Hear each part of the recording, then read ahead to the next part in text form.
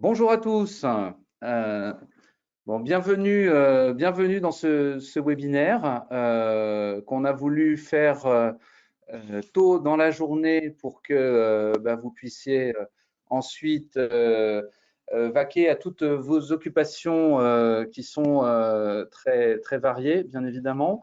On est ravis de vous recevoir pour évoquer un sujet qui nous semble absolument capital dans l'évolution de la façon dont la profession évolue et dont le marché évolue, à savoir avec les bouleversements actuels, la nécessité de vendre plus de services pour le cabinet.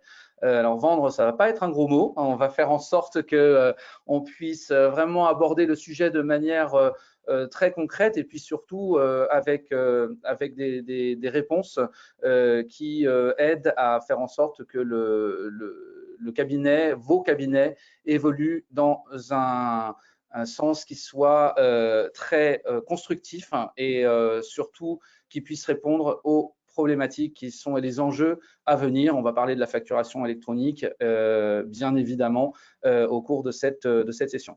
Alors, pour m'accompagner aujourd'hui, donc moi, je suis Jean-Blaise Diebold. Je suis en charge des activités marketing et communication chez My Company Files.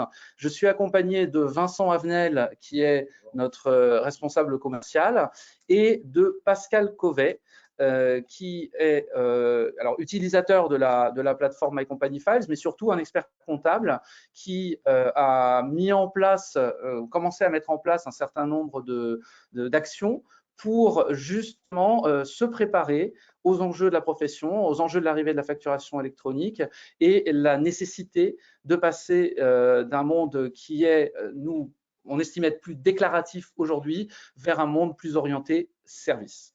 Voilà. Bonjour à tous. Voilà. Il y a juste une question, est-ce que vous entendez bien? Est-ce que vous voyez bien l'écran? Parce qu'on a une personne qui n'entend pas.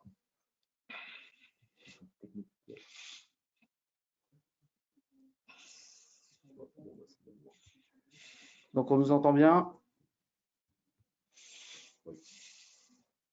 Oui, c'est bon. Ok, très bien. Merci à vous. Pascal, je te laisse te présenter en quelques mots, s'il te plaît. Oui, bonjour. Donc voilà, j'ai créé mon cabinet en fait en 2017. Je suis donc expert comptable et commissaire aux comptes, même si je n'ai pas de mandat de commissaire aux comptes. Donc 100% de mon activité ou presque est en expertise. J'ai signé donc avec My Company Files en 2018 et j'ai créé moi dès le départ en fait un cabinet très digitalisé puisque j'étais tout seul au départ. Donc maintenant nous sommes 7 et voilà. Donc voilà mon parcours informatique. Voilà. Mais j'essaie de viser les zéro papier. Voilà, et je pense que c'est l'objectif d'un nombre important de cabinets. En tout cas, globalement, ça doit l'être parce que c'est le sens de l'histoire et c'est surtout le sens d'une meilleure productivité et d'une capacité à adresser les enjeux de manière plus efficace. Pour recadrer un petit peu le contexte de cet atelier, pourquoi il va falloir vendre plus de services? Tout simplement parce que de nombreuses études le montrent, une grande partie du chiffre d'affaires des cabinets aujourd'hui est générée par les opérations de saisie, par les opérations purement déclaratives. On estime que c'est aux alentours de 40%.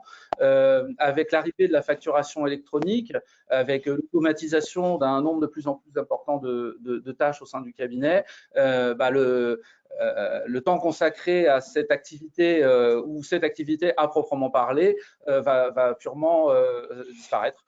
Donc, ça veut dire que vos clients ils vont pas payer pour avoir un service qui n'existe plus.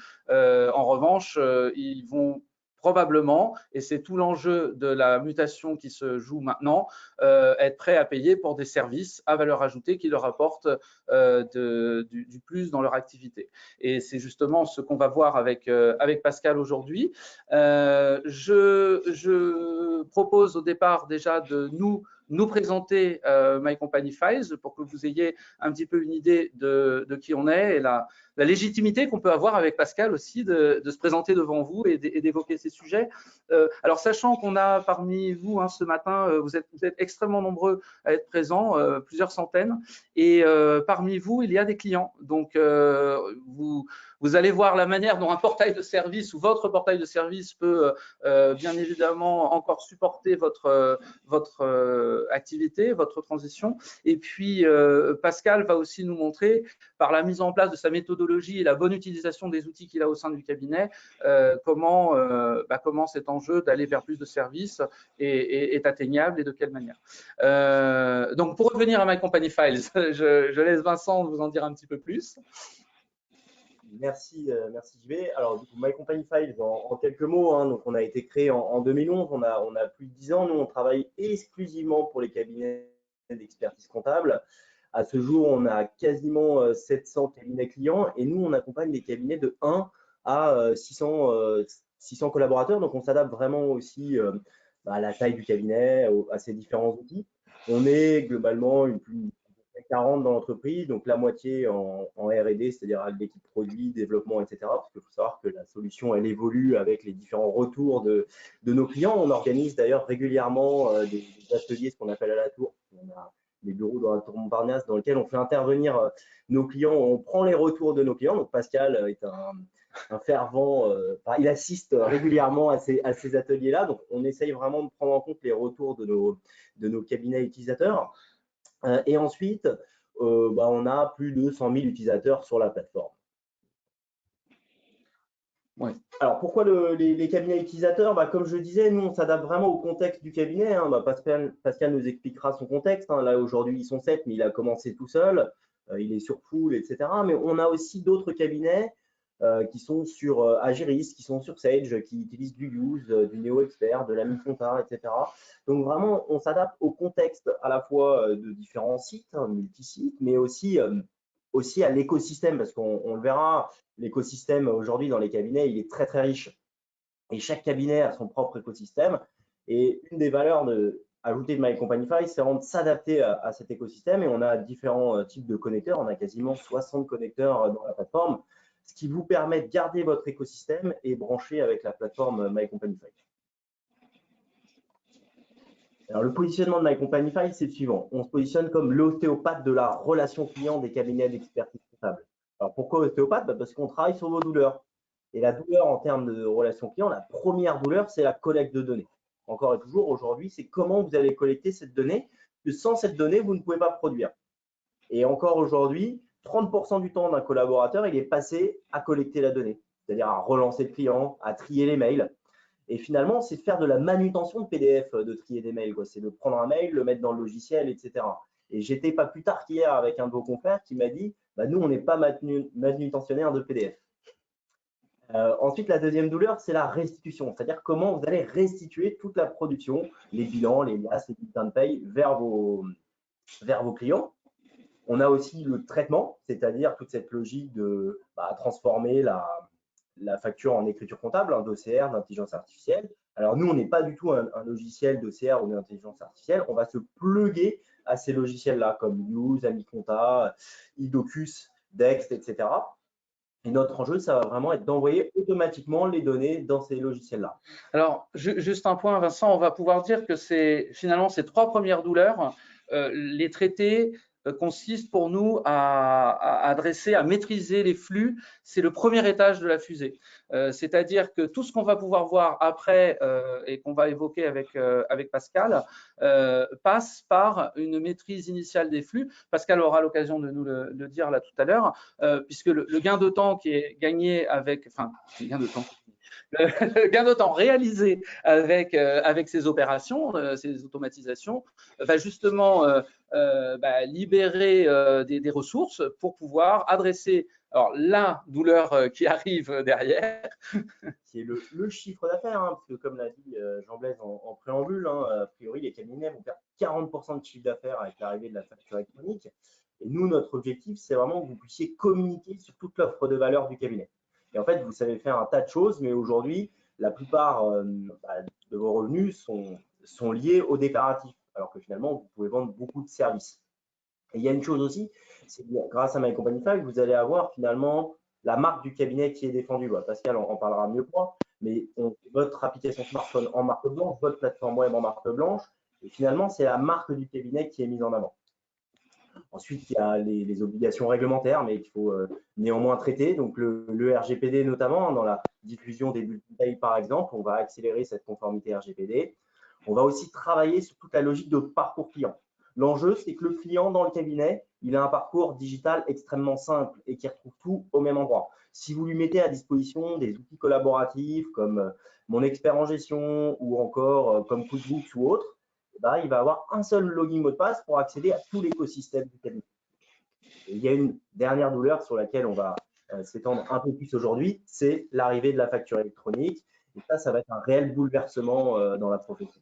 Alors, l'objectif ce matin, c'est pas de refaire le calendrier des différentes étapes de l'arrivée de la facturation électronique. Vous avez énormément de documentation et d'éléments qui sont produits par tous les acteurs de la profession et par la DGFiP, enfin bon, toutes les personnes impliquées. L'idée, c'est de voir de quelle manière, et on va consacrer la suite de la présentation à la manière dont l'arrivée de cette facturation électronique en fait va se transformer en opportunité pour que justement d'une manière qui nous est plus ou moins imposée, on puisse aller vers ce plus de services dont nous parlons. La plateforme My Company 5, finalement, nous, notre solution, c'est une plateforme web en marque blanche, une application smartphone en marque blanche, c'est-à-dire déclarée au nom du cabinet sur les différents stores Android ou Apple. Donc, on va vraiment chercher l'application. Vous pouvez aller télécharger l'application C2P Audit sur vos téléphones. C'est celle de Pascal. Et le tout, ça fait un peu de pub, Pascal, auprès de tes confrères, pour les accompagner ça va, voilà. Et le tout connecté aux outils métiers. Vas-y, Pascal. Voilà. Pourquoi j'ai signé avec My Company 5 sur tout départ, c'est effectivement pour une réglementation RGPD, en fait, pour pouvoir échanger avec mes clients. J'ai été conquis parce qu'une des premières clientes que j'ai mis, elle avait 74 ans, elle a réussi à utiliser la plateforme très facilement. Donc, ça donne en fait une idée de la simplicité. Et en fait, je m'en sers effectivement pour la porte d'entrée du cabinet. C'est-à-dire après, derrière, je mets les outils que je souhaite, que je choisis, et non pas que les clients choisissent. Je choisis les outils derrière et la porte d'entrée est toujours la même. Et si je veux changer un jour d'outil derrière, je peux le faire facilement en sachant que ça sera transparent, logiquement, par rapport au client. Voilà. Donc, vous avez finalement cette vitrine qui, au-delà d'être fonctionnellement extrêmement efficace, va porter la marque du cabinet auprès du marché, auprès de vos clients et va renforcer la relation client. Donc, on a vraiment le client au cœur de nos préoccupations et je pense que c'est déjà le premier point absolument essentiel quand on veut se transformer et s'orienter vers un modèle différent de celui qui était purement finalement obligatoire avec la partie déclarative pour aller vers les services que vos clients attendent. Et je pense que la position aussi occupée par l'expertise comptable, les experts comptables, notamment le rôle renforcé durant le Covid, donne aussi toute légitimité pour que cette marque que vous représentez en tant qu'expert comptable et puis en tant que cabinet propre à vos couleurs auprès de vos clients ait toute sa raison d'être. Alors, juste pour ajouter quelque chose que j'ai oublié de donner par rapport à l'application mobile, pour moi, c'est aussi un vrai argument de vente quand j'ai des clients en face de moi qui arrivent avec leur téléphone portable à la main. C'est quelque chose qui va plaire, le fait que l'application soit au nom du cabinet, effectivement. Ouais. Et on va revenir derrière aussi sur éventuellement quelques idées préconçues qu'on peut avoir sur l'utilisation du mobile, notamment chez des populations où on imagine qu'ils ne vont pas le faire et on se rend compte qu'au final, ce n'est pas le cas. Donc ça, on aura l'occasion d'y revenir un peu plus tard. Pour l'arrivée, alors ce qui concerne l'arrivée de la facturation électronique, nous on aime bien utiliser cette illustration qu'on emprunte à Stéphane Reynaud, de la profession comptable qui très justement nous explique que la facturation électronique, il y aura vraiment un avant et un après. L'allégorie, je pense que vous l'avez toute saisie, c'est les dinosaures qui ont disparu suite à l'arrivée de la météorite qui a mis fin à leur existence. La grande différence avec l'arrivée de la facturation électronique, c'est qu'on sait précisément quand elle va arriver, on commence à en connaître les contours de manière de plus en plus précise, et puis surtout, on a la capacité, en se préparant, à utiliser sa force et à en faire finalement, à la transformer en une opportunité, plutôt que de la subir comme les dinosaures ont pu la subir en leur temps. Donc on va pouvoir revenir sur ces éléments, mais ça nous semblait important d'avoir cette image en tête pour adresser le sujet de manière finalement sur une thématique qui pourrait être un peu anxiogène, de se dire que non, en fait, nous on estime que c'est une opportunité, on va vous montrer pourquoi. Alors, hop. Alors. Effectivement, la première chose à maîtriser à l'arrivée de la facture électronique, c'est d'abord les flux, maîtriser ces flux. Et ce qu'on a vu tout à l'heure, hein, c'est que finalement, le premier étage de la fusée, c'était d'abord la collecte de données, la restitution et l'automatisation du traitement pour ne pas être manutentionnaire de ces fameux PDF.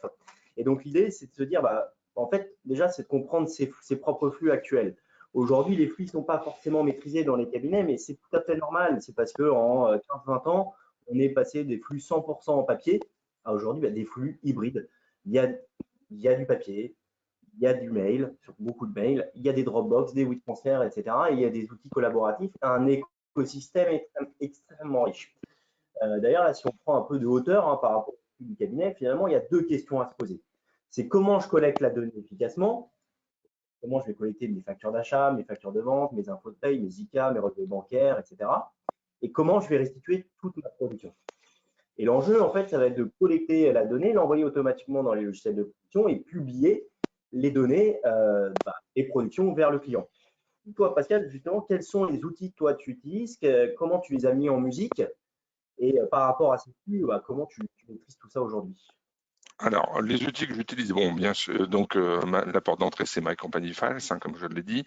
Après, derrière, j'ai mis Dext et mon expert en gestion, notamment mon expert en gestion pour tous les clients qui veulent faire de la facturation eux-mêmes. C'est-à-dire que je leur propose un outil pour faire les factures, et donc ce qui permet d'avoir une interface plus facile aussi avec mon outil derrière, mon outil de production qui est full. Voilà, full Ibiza. Et donc, ça me permet en fait d'avoir une chaîne complète. Et si jamais on veut aller optimiser, on peut, à partir d'une photo prise à partir du téléphone sur l'application, aller jusqu'à l'écriture comptable qui se fait automatiquement 5 minutes après. Elle arrive dans full directement sans aucune intervention humaine entre les deux.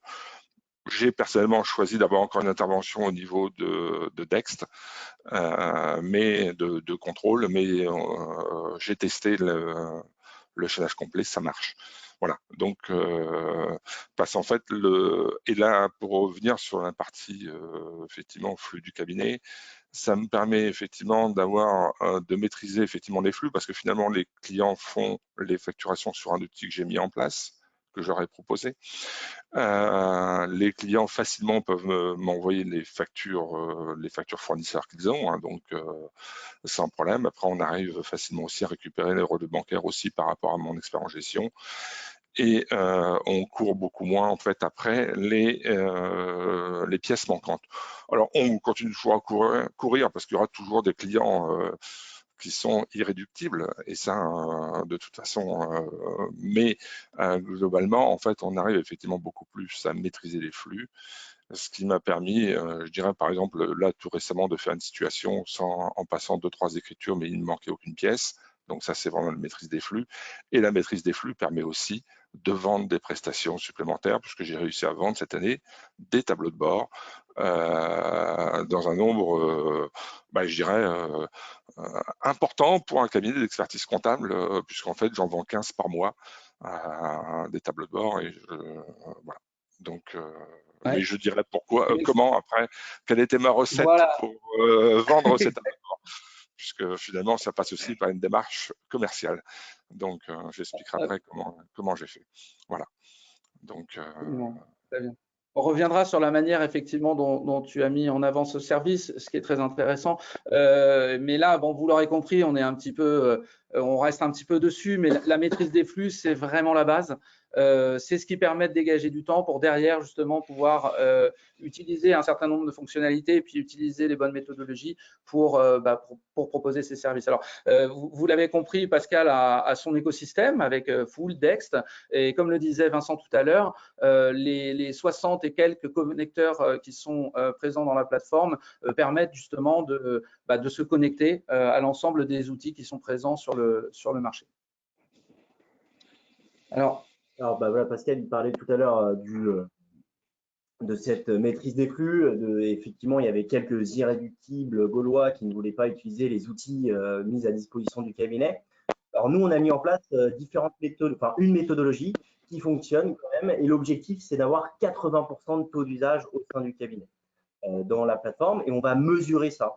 Et on a mis en place tout un procédé qui passe d'abord de la gestion de ces flux. Quelle est ma cartographie des flux, mes flux d'achat, mes flux de vente, mes infos de paye, comment je les collecte, par quels moyens mon client me transmet et comment je collecte cette donnée. Et enfin, l'objectif, c'est de voir comment je vais communiquer auprès de mes clients pour qu'il y ait ce taux d'usage à 80%. Alors là, vous allez voir à l'écran, vous voyez à l'écran différentes statistiques d'usage. On a un cabinet qui a lancé tous ses clients d'un coup, qui avait fait une communication et qui avait en fait imposé à ses clients d'utiliser la plateforme, sinon ils ne travaillaient pas avec eux. Donc ça, c'est une méthodologie qui fonctionne. Et sinon, on a une méthodologie un peu plus douce qui est de dire, je vais d'abord mettre quelques clients et lors de chaque rencontre de mes clients, je vais leur présenter la plateforme en 10 minutes, 20 minutes en fonction du temps, le besoin du client. Mais globalement, ça va très vite. C'est vraiment de démystifier cet usage des outils digitaux. Parce que la plateforme, en tout cas avec Companyfy, elle est extrêmement simple, ou l'application smartphone est extrêmement simple. Et l'idée, c'est juste de faire télécharger au client l'application. Et finalement, l'usage après se fait très rapidement et c'est même plutôt ludique. Et comme le disait Jean-Blaise tout à l'heure, il y a des utilisateurs qui vont être beaucoup plus à l'aise sur le smartphone plutôt que sur la plateforme. Moi, mes parents qui sont maintenant à la retraite, ils sont constamment sur WhatsApp à nous envoyer des photos de famille, etc. Et voilà, ils étaient entrepreneurs également. Et finalement, ils sont plus à l'aise avec les applis smartphone qu'avec la plateforme. Donc, c'est vraiment aussi important d'avoir les deux pour pouvoir avoir un taux d'usage qui est important. Oui, Pascal, tu vas pouvoir alimenter la réflexion sur l'utilisation de l'appli mobile. Là, on avait deux exemples de cabinets. Un cabinet, alors où on se dit, c'est relativement, je dirais, on s'y attendrait, c'est-à-dire un cabinet dans le secteur de l'immobilier, cabinet récent, avec une clientèle d'une typologie, on se dit, bon, ils vont utiliser le mobile d'une manière assez naturelle. Et on a des dépôts qui se font en majorité sur le mobile, mais à peu près équivalence avec la plateforme. Et puis, on a un autre cabinet sur une clientèle rurale, un cabinet un peu installé, un peu plus ancien, on dira, dans ses modes de faire. Et en fait, on se rend compte que ce cabinet-là a encore plus de dépôts via le mobile que celui qu'on imaginait être plus finalement moderne, entre guillemets. Donc, la mise à disposition d'un canal supplémentaire via l'application mobile est vraiment un plus qui favorise justement cette maîtrise des flux d'une manière beaucoup plus, je dirais, efficace. Et je pense que Pascal, toi, tu es aussi convaincu de cette… Je suis notamment convaincu parce que, comme je dis, quand j'ai un rendez-vous avec un client, avec un prospect, où le premier geste qu'il a, c'est de poser son téléphone sur le bureau, je pense que le rendez-vous va bien se passer. C'est que quand je vais lui parler d'application mobile, automatiquement, le client ça va lui plaire. Et en plus de ça, il faut bien se rendre compte que de toute façon, quand c'est simple pour le client adhère. Et quand c'est simple pour le client, c'est aussi simple pour nous après derrière. C'est vraiment ce que recherchent les clients. Et avec l'application mobile, ils l'ont toujours avec eux. De toute façon, le téléphone portable. Ce qui n'est pas toujours le cas des ordinateurs. Mais donc, oui, c'est vraiment un vecteur qui plaît beaucoup. C'est clair. Donc, merci Pascal pour ce retour. Bon, vous l'aurez compris, on voulait passer un peu de temps sur ce qu'on appelle donc le premier étage de la fusée, la maîtrise des flux. Ce que je vous propose avant de rentrer dans la partie qui est plus orientée sur justement l'arrivée de la facturation électronique et les services, peut-être avoir un rapide sondage pour savoir si sur cette gestion des flux, que nous on estime être vraiment indispensable pour pouvoir avancer, comment vous vous sentez prêt? Est-ce que vous avez finalement libéré du temps, puisque vous l'aurez bien compris, c'est l'objectif, hein, en automatisant ces flux et en favorisant la collecte et la restitution et le traitement entre les deux. Est-ce que vous, dans votre cabinet, vous pensez avoir libéré du temps pour justement vous offrir la possibilité de proposer plus de services? Reste à savoir maintenant comment et de quelle manière et quel service, mais au moins, est-ce que vous vous sentez à l'aise par rapport à cet état de fait? Donc, je vous propose de répondre à ce sondage. C'est très intéressant. Donc, je vous laisse, vous êtes à peu près une moitié d'entre vous à avoir voté. Je vais laisser encore quelques secondes. Ouais, ça, vous continuez à voter. Donc, on est à 65% d'entre vous qui ont voté. Allez, les derniers, hop. Bon, cela dit, ça ne change pas vraiment ce qu'on voit depuis le début. Ah, ça, vous votez encore, donc j'attends les dernières réponses. Voilà. Bon, ça y est, je pense que là, on a un ensemble de réponses. Eh bien, le résultat est assez intéressant, puisque vous êtes un peu plus de la moitié à penser que vous avez libéré du temps. Une courte minorité, malgré tout, qui est vraiment prête à avoir dégagé le temps nécessaire pour faire encore d'autres activités, mais quand même une partie importante d'entre vous qui, on le voit, nous c'est notre rôle en tant qu'ostéopathe de la relation client, ont encore mal en fait. Et tout l'enjeu, c'est qu'on puisse voir ensemble comment on peut adresser ces douleurs pour que derrière, vous soyez en mesure de proposer plus de services et puis de passer de ce monde du déclaratif au monde du service. Bon, on va avancer. Le sujet suivant, alors finalement, on va revenir sur l'arrivée de la facturation électronique. Alors là aussi, si vous me le permettez, je voudrais faire un sondage. On voudrait savoir un petit peu, bon, on a compris tout à l'heure que c'est un bouleversement, il va changer beaucoup de choses. On en parle beaucoup. Maintenant, est-ce que vous, en tant qu'expert comptable au sein de votre cabinet, vous vous sentez à l'aise par rapport à l'arrivée de la facturation électronique? Alors, sachant qu'on a tous face à des zones d'ombre, hein, notamment vis-à-vis des plateformes qui vont être disponibles, à la manière dont les tuyaux vont marcher entre les outils que vous avez aujourd'hui et puis ceux que vous utiliserez demain. Mais c'est intéressant de voir justement où vous en êtes pour le moment. Je vous laisse un peu encore voter.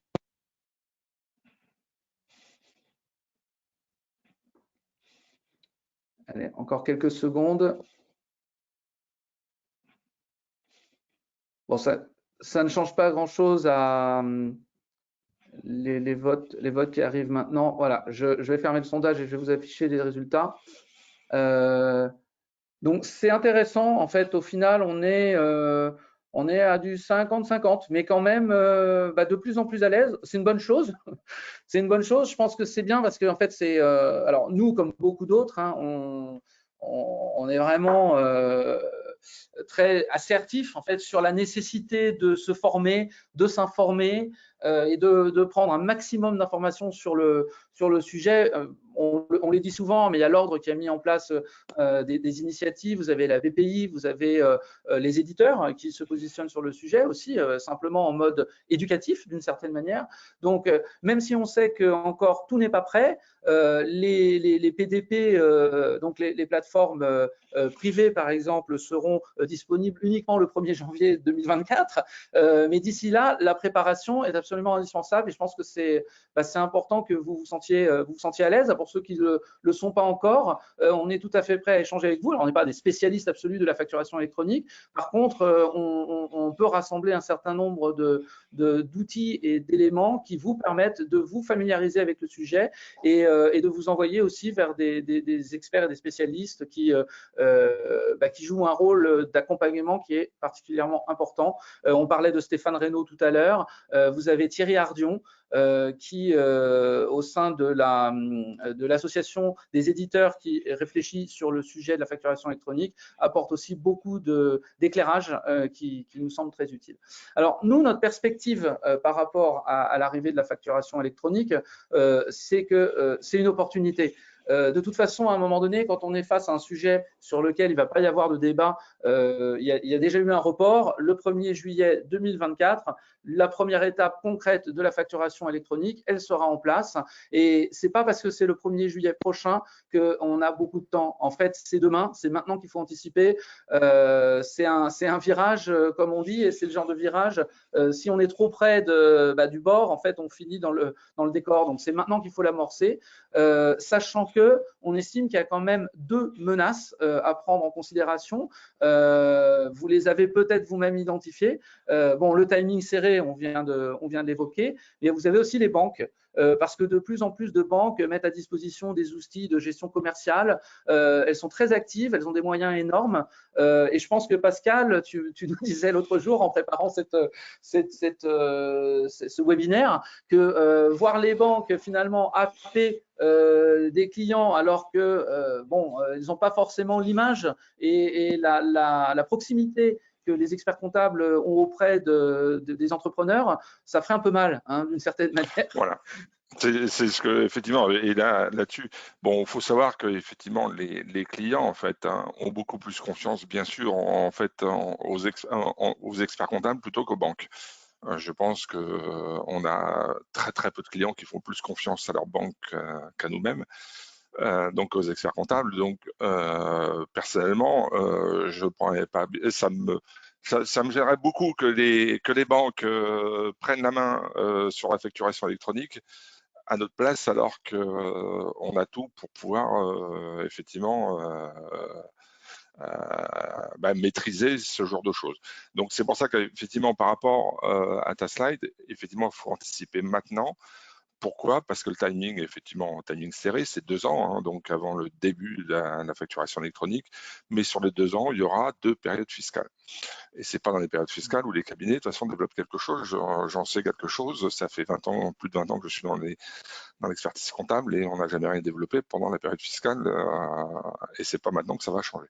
Donc c'est pour ça qu'il faut se préparer dès maintenant et surtout communiquer vis-à-vis des clients pour leur faire comprendre que l'on est prêt, que l'on sera prêt.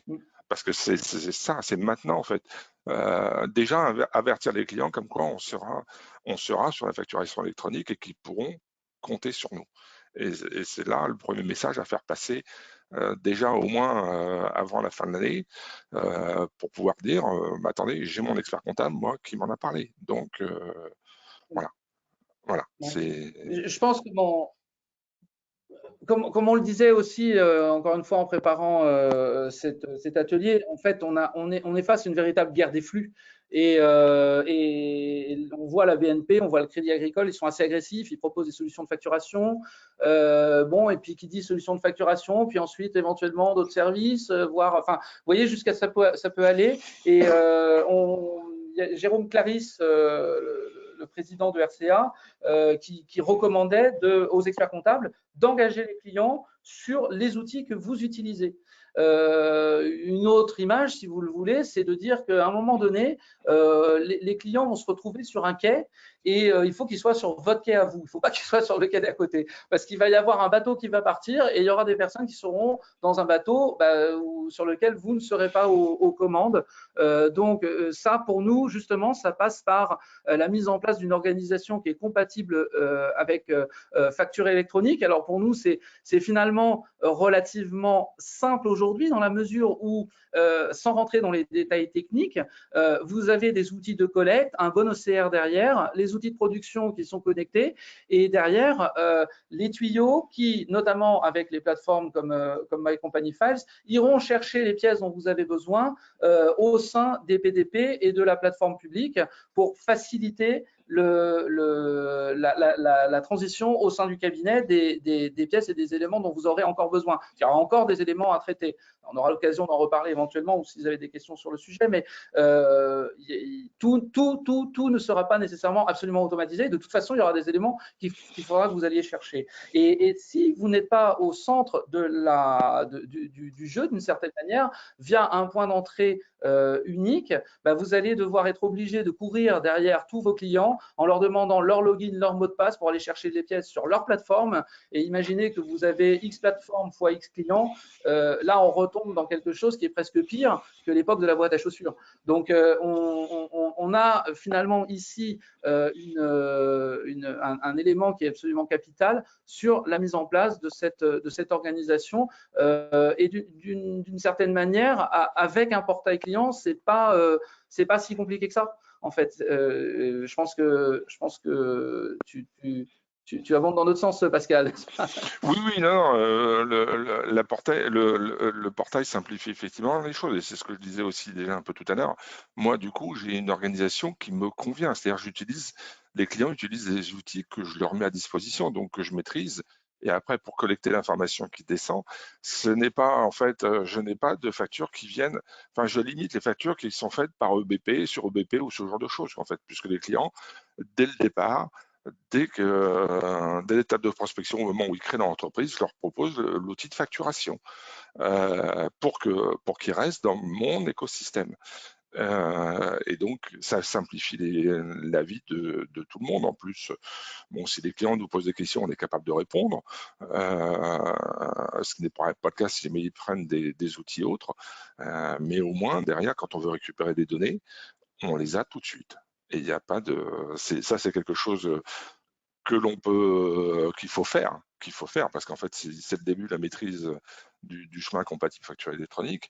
Et après, offrir effectivement là, c'est ce que sur la slide, les services de base comme l'accompagnement de la facturation électronique. Enfin, on a tous des clients qui ne savent pas déposer des factures sur Chorus Pro. Bon, on n'en a pas beaucoup parce qu'effectivement, pour l'instant, on a peut-être des TPE qui travaillent pas beaucoup avec les sociétés, enfin l'univers public. Mais moi, j'en ai quelques-uns qui ne savent pas déposer, qui nous demandent un coup de main. Alors, pour l'instant, je le fais effectivement gratuitement, mais après, avec la facturation électronique, ce sont des choses que je vais pouvoir vendre parce que je vais pouvoir les accompagner, les aider à leur apporter un service. Et donc, et après, des services à forte valeur ajoutée. Dans celle-ci, on dérive sur ce qui est full service, qui est quelque chose qui n'est pas facile à vendre parce que c'est forcément du temps et donc des honoraires qui sont un peu plus élevés. Mais quand c'est proposé, les clients en sont ravis, puisque de toute façon, déjà le fait de le proposer, les clients savent qu'ils peuvent l'avoir. Et surtout, une fois qu'il s'est vendu, les clients en sont contents parce qu'en fait, on les soulage de choses qu'ils n'aiment pas faire. Donc, voilà. Mais ça, c'est effectivement des choses qui se font. Voilà. Il y a des vrais outils et la plateforme est effectivement une porte d'entrée. Enfin, moi, c'est ce que je dis, c'est comme ça que ça fonctionne chez moi. Je pense vraiment que ton approche c'est pragmatique et suit vraiment cette logique justement. On commence par les services de base qu'on peut offrir facilement, un outil de facturation, et puis tu commences à mettre de la valeur supplémentaire au fur et à mesure. On va reparler des tableaux de bord dont tu parlais tout à l'heure. Bon, mais en tout cas, la logique finalement, elle est naturelle et plutôt que d'aller directement sur des choses très compliquées, on peut pas à pas construire sa finalement société de service qui va être là dans le pilotage et l'accompagnement des clients. Bon, donc là, bon, on reprend un petit peu là ce qu'on vient de dire en deux phrases. C'est maintenant, vous avez la bonne organisation et surtout avec justement votre présence, la mise en place d'un point d'entrée et l'accompagnement que vous faites, qui vous est permis de faire justement par le gain de temps que vous avez réalisé avec la maîtrise de vos flux, bah, vous gardez vos clients chez vous, vous évitez qu'ils aillent trop vers les banques, vers d'autres acteurs, et c'est vous le maître du jeu en fait. Et ça, c'est absolument capital. Voilà. Alors, si on parle un petit peu, on a évoqué en filigrane différents services déjà. L'idée, c'est de réfléchir aux offres qu'on peut monter et proposer au sein d'un portail, par exemple. Alors, bien évidemment, c'est se mettre sur la base des besoins des clients du cabinet. Il ne s'agit pas de pousser des services dont ils n'ont pas besoin. Alors, les premiers, pour nous, on revient à notre étage de la fusée, notre premier étage de la fusée, c'est vraiment faciliter la collecte et la restitution, mais côté entrepreneur. C'est-à-dire que moi, qui suis très pris, qui suis un peu éventuellement pas très organisé, eh ben, j'ai des moyens simples et efficaces de, en temps réel, pouvoir remonter les informations, ce qui, bien évidemment, derrière, bénéficie au cabinet aussi. Donc, ce gain de temps, il est partagé par tout le monde. Et puis ensuite, on commence à avoir les premiers services qu'on évoquait tout à l'heure, accès à mon outil de gestion commerciale, facturation, accès à des tableaux de bord. Là, on va te laisser dire quelques mots, Pascal, à ce sujet. Et puis, découverte des services du cabinet pour m'accompagner. On a une liste là assez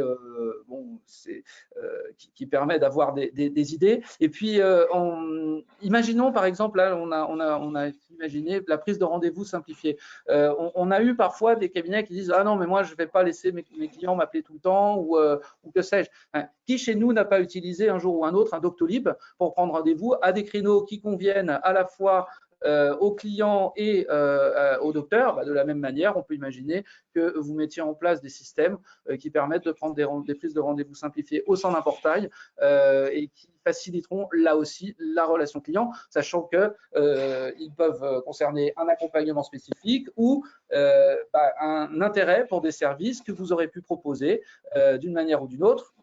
On estime que c'est une bonne idée de le faire via un portail de services.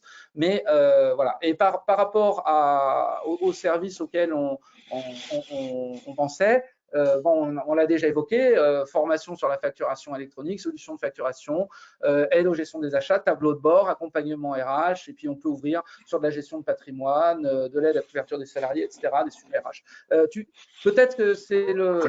Tu peux expliquer justement, Pascal, comment tu as réussi à faire en sorte que finalement, quasiment la moitié de tes clients aient adhéré à une offre sur des tableaux de bord? Oui, alors je vais d'abord donner deux autres exemples en fait d'accompagnement de services en fait que j'ai proposé à mes clients. Un premier en fait où on faisait du full service, c'est-à-dire qu'en fait on faisait toute la partie facturation, toute la partie de devis, suivi de ses baux parce qu'il avait pas mal de petits baux. Enfin bon, il y avait une personne à temps complet qui était consacrée à ça. J'avais mis 2,5 personnes, mais en fait le client finalement a été ravi. Bon, maintenant malheureusement le client a vendu sa société, donc bon, je n'ai plus le mandat, mais ça a très bien marché. On faisait des règlements pour lui. Enfin, donc le client s'occupait de vendre, de faire ce qu'il savait faire, ce qu'il voulait faire, le commercial vis-à-vis de ses clients. Donc ça, c'était quelque chose qui a très bien marché, où tout le monde était effectivement ravi. Par contre, effectivement, il faut avoir de la disponibilité, il faut que les clients puissent nous joindre facilement pour ce genre de prestations. Deuxième exemple de service, j'avais un client en fait qui avait plusieurs sociétés, en fait, qui m'envoyait ses factures par scan, et au moment d'arriver sur le bilan, en fait, c'était toujours la galère parce que il manquait toujours des choses qu'il avait oublié de scanner, etc. 5 sociétés dans un même groupe, 5 ou 6 boîtes dans le même groupe, enfin les bilans étaient sportifs un peu. Et il a fini par craquer parce que lui non plus ça lui plaisait pas, et en fait on a mis en place, plutôt que ça soit lui qui nous scanne les éléments, parce que ce qui lui prenait un petit peu, ce qui lui convenait pas non plus, il n'était pas fan non plus, on a mis une prestation supplémentaire où en fait on allait chercher les factures chez lui, on arrivait au bureau, on les scannait et on lui ramenait les factures après. Mais cette prestation est une prestation qui est bien vendue sur l'ensemble, et le client est ravi. Je l'ai vu vendredi, il m'a dit c'est une des meilleures offres qu'il a pu prendre au niveau du cabinet. Et il est ravi. Donc, parce qu'en fait, je lui ai enlevé un poids. Voilà. Donc, et le dernier point par rapport au tableau de bord, effectivement, j'ai réussi cette année à en vendre beaucoup, et j'espère bien enfin beaucoup par rapport à un cabinet d'expertise comptable, parce qu'on a tous un peu le même problème. Vendre un tableau de bord, on a toujours du mal. Enfin, moi, ça fait 20 ans où on me dit il faut vendre des tableaux de bord, et ça fait 20 ans que j'ai jamais réussi à en vendre. Ou alors, quand j'en vends un, c'est la fête, parce que c'est extrêmement rare. Tandis que là, j'ai réussi à en vendre, pas loin d'une quinzaine cette année. Et ma solution, ça a été, c'est tout bête, c'est l'été dernier, je cherchais une application mobile pour faire quelque chose, je ne sais plus quoi. Et il y avait des applications qui avaient l'air sympas, mais qui étaient payantes. Et j'ai testé une application où en fait j'avais 3 mois d'essai gratuit. Et après, ça devenait payant après. Et je me suis dit à ce moment-là, mais c'est vrai que par rapport au tableau de bord, finalement, les clients, on essaie de leur vendre quelque chose, ils ne savent pas ce que c'est. Ils ne savent pas ce que c'est. Parce qu'en fait, et effectivement, qui achèterait une prestation sans savoir ce qu'il y a derrière? Donc, moi, le premier, je ne le ferai pas. Et donc, je me suis dit, mais le client, je ne pourrai jamais vendre si jamais il ne sait pas ce que c'est. Alors, j'ai décidé, j'ai prévenu mes collaborateurs, et sur les 3 derniers mois de l'année, je leur ai demandé d'envoyer gratuitement un tableau de bord à tous les clients. Et lors du rendez-vous bilan qu'il y a eu après, eh ben, j'ai abordé le problème avec le client systématiquement, et je leur dis voilà le tableau de bord, est-ce que ça vous a plu? Est-ce que ça vous intéresse? Je leur dis voilà, c'est tant par mois. C'est pas très cher, et les clients peuvent le prendre éventuellement au mois ou au trimestre, ça dépend des structures, parce que bon, des toutes petites structures, ils vont plutôt le prendre au trimestre, mais des structures plus grosses vont le prendre en fait au mois. Mais les clients en fait ont répondu favorablement. Il y en a qui ont dit le quoi. Bon, j'ai compris qu'ils n'avaient pas vu les mails et que ça ne les intéressait pas. Donc, comme ça, la discussion est vite faite. Mais c'est effectivement, j'ai pu vendre des choses parce que les clients savaient ce que je vendais. Voilà. Et ça, c'est quelque chose qui est finalement indispensable. Indispensable de pouvoir faire voir aux clients ce qu'on leur vend. Voilà. Et ce qui est génial, c'est qu'on se rend compte que quand on le montre, il y a un vrai intérêt. Et c'est Oui. aussi l'intérêt aussi de montrer cette illustration, c'est que les services sont pas, enfin, sont pas poussés par hasard, c'est-à-dire qu'ils sont poussés sur la base des besoins des clients. La seule différence entre le moment où tu n'arrivais pas à les vendre et le moment où ils ont été vendus, c'est qu'on a expliqué clairement en quoi ils consistaient. Ça a une vraie valeur pour l'entrepreneur. Et à partir du moment où le service est compris et qu'il apporte de la valeur, on peut avoir affaire à des gens qui ont des contraintes budgétaires, etc. Mais les gens sont prêts à l'acheter. Et la preuve en est que quand tu as 50% de taux de conversion, d'une certaine manière, ça prouve vraiment l'intérêt. Et ce qui est très, très positif pour la profession, c'est que le marché est en attente de services et qu'il est prêt à payer pour. Voilà. Donc là, Alors, je pense qu'on a… je n'ai eu aucune contrainte de prix. Puisqu'en fait, les clients soit m'ont dit ça les intéresse pas directement, mais sans connaître le prix forcément, sachant que je le vends pas vraiment pas très cher, parce que finalement ça prend très peu de temps, puisqu'en fait c'est une révision, je le fais sur la base des éléments que m'a fourni le client en fait. C'est pas d'ailleurs je vais raconter une anecdote après sur la maîtrise des flux, ce que ça m'a apporté aussi pour un client. Mais voilà, je le vends pas très très cher. Mais je n'ai pas eu j'ai eu une contrainte de prix parce que c'est un client qui venait débuter et qui m'a dit bon, je le prendrai mais plus tard. Pour l'instant, c'est encore un peu trop. Ses flux financiers sont un peu trop faibles, donc, mais il m'a dit, mais de toute façon, ça m'intéresse et je le prendrai plus tard quand j'aurai bien décollé mon activité. Il y a une anecdote que j'ai eue par rapport à ça, c'est qu'en fait, on a fourni un tableau de bord à un client qui, bien sûr, nous a appelé en nous disant, mais c'est n'importe quoi votre tableau de bord et tout ça. C'est faux, ça correspond pas à ce que j'ai. Et en fait, on lui a dit, mais pourquoi? Puis on a regardé, en fait, il y avait une facture qu'il ne nous avait pas transmise. Une grosse facture, bien sûr. Et on lui a dit, ben voilà, il n'y a pas de problème, donnez-nous les éléments et ça ira mieux. Et ça sera encore. Et donc, du coup, le client, donne beaucoup plus facilement, en plus, ses factures. Il n'en oublie plus ou quasiment plus. Voilà. Donc, voilà, c'est fait en fonction des éléments qu'on nous donne. Et donc, forcément, ça motive les clients à nous donner plus facilement leurs documents, en fait. Parce qu'ils veulent avoir quelque chose de le plus fiable possible, bien sûr, puisqu'ils payent pour ça. Voilà. Donc, alors, il y a quelques questions sur les tarifs et les indicateurs. Est-ce que tu peux partager des éléments là-dessus? alors, moi, en fait, les tarifs, je suis parti du principe. Bon, déjà, ce que je vends quand je vends un tableau de bord, je ne vends pas la partie révision pour la préparation du tableau de bord, parce qu'en fait, la révision, il faut la faire au moment du bilan, il faut la faire pour la TVA. Enfin, ça fait partie de notre prestation. Par contre, je suis parti et donc derrière, une fois que la révision est faite, il suffit de passer des dotations aux amortissements et en gros, je passe pas non plus de provisions complémentaires. C'est pas une situation, je parle bien de tableau de bord en fonction des flux. Hein. Et donc, je suis parti sur le principe de facturation d'une heure de collaborateur. Voilà. Et sachant que le collaborateur, s'il y passe, une fois qu'il a fait sa révision, s'il y passe un quart d'heure, une demi-heure, c'est le grand maximum. Donc, en fait, j'arrive effectivement à un taux de une rentabilité qui est bien meilleure que la tenue. Voilà. Donc, voilà. Donc, voilà comment j'ai pu effectivement vendre ce genre de choses. Et donc, je prends à peu près une heure de facturation. Alors, quand c'est au trimestre, je facture tous les mois les clients l'équivalent d'une heure de facturation. Mais voilà, sur ce principe, quel est le taux de facturation. Après, chacun a son taux de facturation. Bon, mais voilà, une heure de facturation, une heure de temps d'un collaborateur responsable de dossier.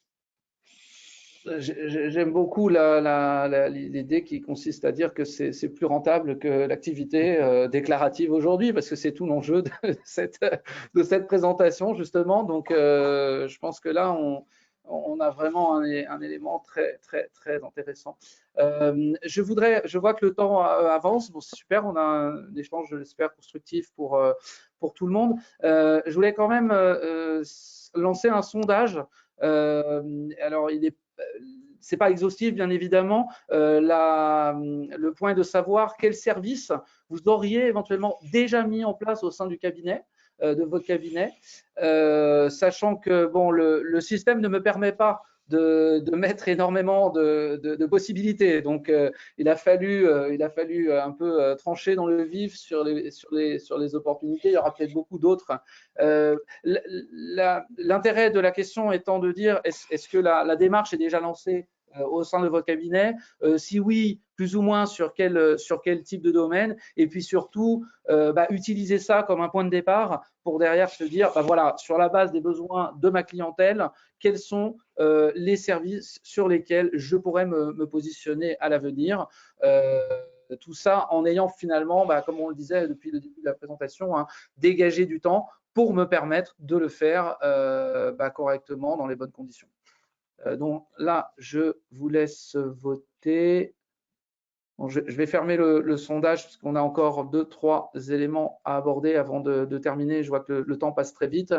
Donc, les résultats aujourd'hui. Des tableaux de bord, un outil de gestion commerciale qui arrive en tête, et puis des actions plus spécifiques comme l'aide à la gestion de patrimoine. Donc, c'est très intéressant. Sur la formation à la facturation électronique, c'est un petit peu normal, j'imagine, parce que nous sommes tous encore en formation d'une certaine manière, même si on commence à être plus ou moins à l'aise. Le step suivant qui consiste à dire au client, voilà comment ça va se passer, voilà ce que je vais faire pour vous, nécessite finalement un peu plus de maîtrise et dans cette optique, c'est pas absolument on comprend le faible pourcentage aujourd'hui du sujet, mais je pense que c'est quelque chose à adresser sur les mois et les semaines à venir. Alors j'en profite parce que j'ai pu, c'est difficile à la fois de regarder les questions en même temps qu'on présente, j'ai vu qu'il y avait une question quand même tout à l'heure quand on parlait de facturation électronique et sur le positionnement de My Company Files. My Company Files n'a pas objectif à être une plateforme une PDP, une plateforme dématérialisée privée. On est un opérateur de dématérialisation, c'est-à-dire que le portail ira chercher dans les PDP, les PPF et la PPF les éléments nécessaires, mais on n'a absolument pas, nous, velléité de se positionner comme un acteur de PDP. Voilà. Vous en avez d'autres qui se sont positionnés, on pourra en parler. Bon, là aussi, je vois que le temps file, donc on a un peu évoqué le sujet avec toi, Pascal, sur le fait, bon, comment, en fait, finalement, je mets en avant mes offres. J'ai des idées, j'ai des clients qui ont une appétence sur certains sujets, mais comment je fais? Alors, le mode freemium que tu as proposé était une super idée. On a aussi, au sein du portail, les moyens de mettre en avant un certain nombre de services. Je laisse Vincent vous les expliquer en quelques mots. Absolument. L'idée là, c'est de se dire comment je mets en avant toutes ces offres. On a vu l'offre, par exemple, d'accompagner ses clients sur la devis, facturation directement. On sait que 3/4 des clients, en fait, ne sont pas forcément au courant du savoir-faire des cabinets. Et nous, dans la plateforme, on va vous donner les outils pour communiquer. Déjà, c'est faire savoir son savoir-faire à travers différentes actualités qu'on peut mettre en avant dans le portail. On peut aussi mettre une pop-up directement sur la plateforme. Donc, à la connexion, l'entrepreneur, il va voir que vous pouvez l'accompagner, par exemple, sur la mise en place des tableaux de bord. Comme disait Pascal, il faut montrer ce à quoi la presta correspond.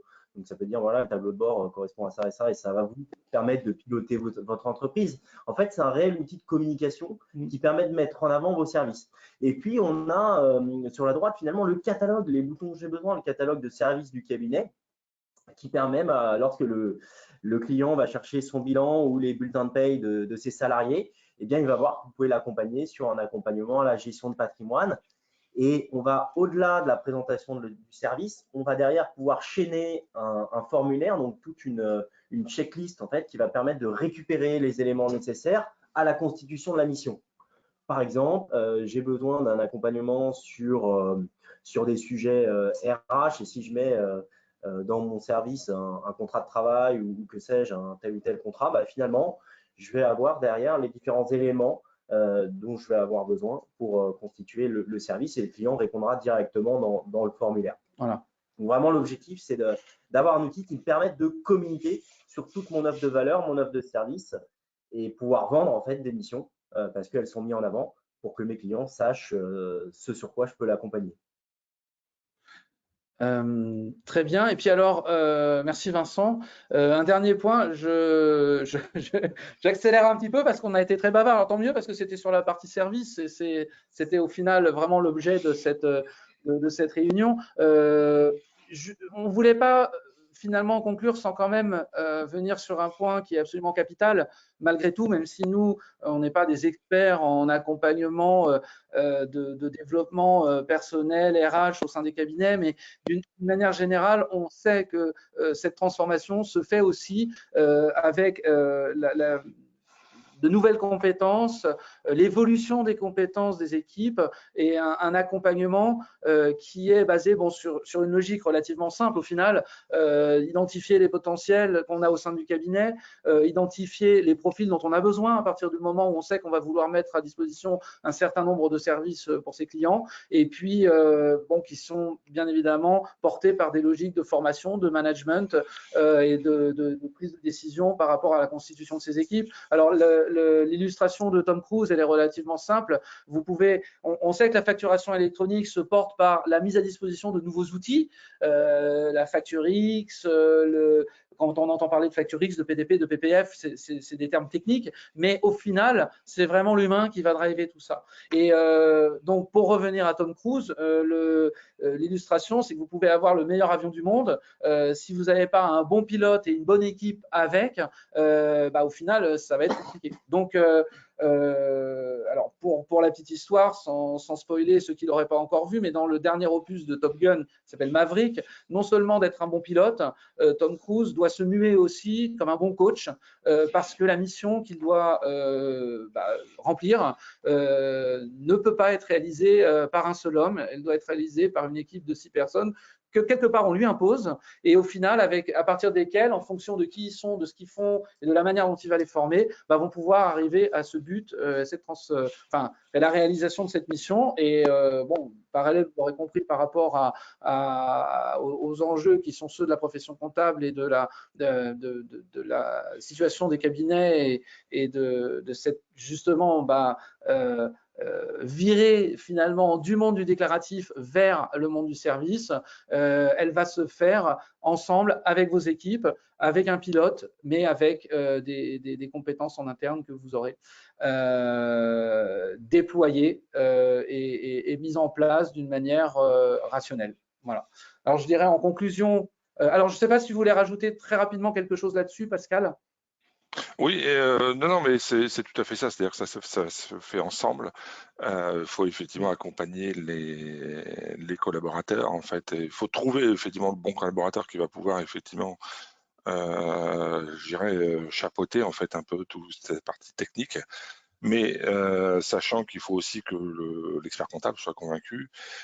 Et après, peu importe le niveau, je dirais, de comptabilité du collaborateur, ce qui compte d'abord, c'est qu'il soit convaincu par ce qu'il fait. Il n'y a pas besoin d'un chef de mission pour s'occuper de la partie informatique du cabinet. Ce qu'il faut, c'est quelqu'un qui est passionné, qui aime ça. Et donc, voilà, ça c'est quelque chose d'important. Et donc, pour rebondir un peu, il faut aussi faire comprendre en fait aux collaborateurs et puis aux experts comptables, c'est tout le monde dans cette chaîne, c'est qu'il faut sortir de la compta pour s'occuper du service, parce qu'on est avant tout une boîte de service. Les cabinets d'expertise comptable sont d'abord une boîte de service et on fait de la comptabilité, mais on est avant tout une boîte de service. Et je pense que ça, c'est quelque chose d'important. C'est ce qui nous permettra, je dirais, de passer de la facturation électronique où la comptabilité sera de plus en plus automatique. Donc ça parle de service. Eh ben, écoute, je pense que c'est finalement une très bonne conclusion, Pascal. Ce que je vous propose, parce que je vois on a légèrement dépassé le créneau sur lequel on vous avait invité. Il y a encore des questions. Donc pour ceux qui le souhaitent, on va regarder les questions. Pour ceux qui souhaitent prendre contact avec Pascal ou avec nous, je vous invite à nous envoyer. Je me rends compte que j'ai pas mis tes coordonnées, Pascal. C'est une erreur de ma part. N'hésitez pas à nous envoyer un message et on vous mettra en contact avec Pascal pour échanger si vous le souhaitez. Et puis si vous voulez en savoir plus sur My Company File, si vous voulez aussi qu'on discute justement, vous pouvez challenger ce qu'on vient de dire. Peut-être que vous n'êtes pas d'accord. Peut-être qu'il y a des choses qui vous paraissent compliquées.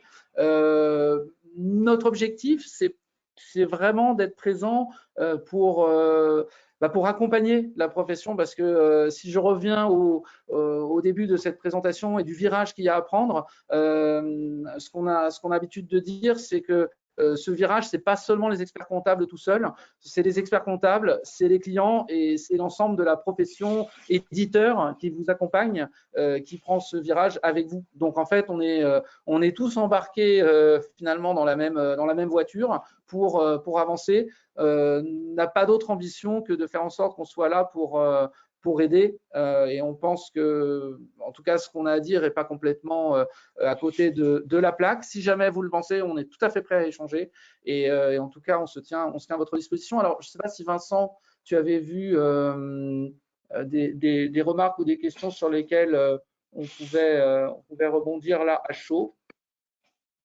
Je vais regarder. Oui, il y a eu beaucoup de questions. Il y a eu beaucoup de questions. Bon, après, il y a eu des questions sur les services où on y a répondu. Il y a aussi des questions sur les outils, notamment Pascal, pourquoi utiliser Dex alors que Full a une application similaire, par exemple? Alors pourquoi utiliser Dex? Parce qu'en fait j'avais déjà mis en Dex en fait avant, en fait, puisque j'utilisais Ibiza au tout départ. Donc l'avantage aussi, je dirais, d'utiliser une application autre que Full ou que Sage, enfin peu importe, d'avoir quelque chose d'externe, c'est que ça me permet moi de mon côté de maîtriser aussi gérer les outils et de pouvoir éventuellement changer si jamais je ne suis pas d'accord. Voilà, c'est un peu ma volonté d'avoir toute une chaîne qui fonctionne bien plutôt que d'être dans un gros ensemble qui fonctionne. Finalement, ils veulent peut-être tout faire, mais qui ne vont peut-être pas bien maîtriser à chaque fois. Voilà, donc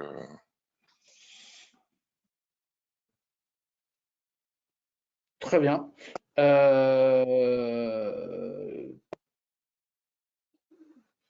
Alors, on a une question intéressante qui est avec quelle valeur ajoutée de My Company Files par rapport à MyUnisoft qui propose également une GED. Alors, on est un portail client, on n'est pas une GED. Alors, il y a des fonctionnalités de GED externe dans la mesure où nous mettons à disposition les productions qui sont réalisées par le cabinet dans les dossiers clients. Donc, un client qui a besoin de son bilan, qui a besoin de sa liasse fiscale, à un moment donné, quand il va chez son banquier ou autre, a accès directement dans l'application ou sur le portail aux productions qui ont été réalisées pour lui. Mais on n'est pas une GED interne de cabinet. Pour ça, vous avez des acteurs qui sont des professionnels. C'est un métier très compliqué avec lesquels on est interconnecté, Evorial, Visiative et d'autres. Et nous n'avons pas vocation à être une GED, mais un portail client. Notre mission, c'est vraiment de simplifier les échanges et de simplifier le parcours client et non pas de se positionner comme une GED. Et d'ailleurs, par rapport à MyUnisoft, je pourrais vous envoyer, Oussam, le replay d'un webinaire qu'on avait fait avec MyUnisoft et Rachel qui expliquait très clairement que vous utilisiez le portail My Company Files pour fluidifier les échanges avec vos clients et que derrière, vous aviez vraiment l'outil de production, l'outil de GED qui allait vous aider au sein du cabinet à produire, à faire les productions que vous avez à faire. Mais on se positionne de manière tout à fait complémentaire à un outil comme celui de MyUnisoft et non pas sur le même domaine. Voilà. J'espère que ça répond à votre question. Bon, je vous propose de… Je ne vois pas de nouvelles questions arriver. Oui, alors, question, vous recevrez le support après le webinaire. Oui, on va vous envoyer le replay du webinaire. Voilà. Donc, vous allez le recevoir par email d'ici quelques heures. Bon, bah, me reste à vous remercier pour votre attention. Nous avons, j'espère, en tout cas, moi j'étais ravi d'animer ce webinaire avec Vincent et Pascal.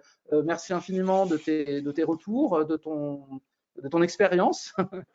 Et puis, on reste à votre disposition pour échanger et avancer ensemble dans les enjeux qui sont les vôtres. On espère que c'était utile pour vous et je vous souhaite une excellente journée. Merci beaucoup Pascal, à bientôt. Au revoir. Merci, à bientôt.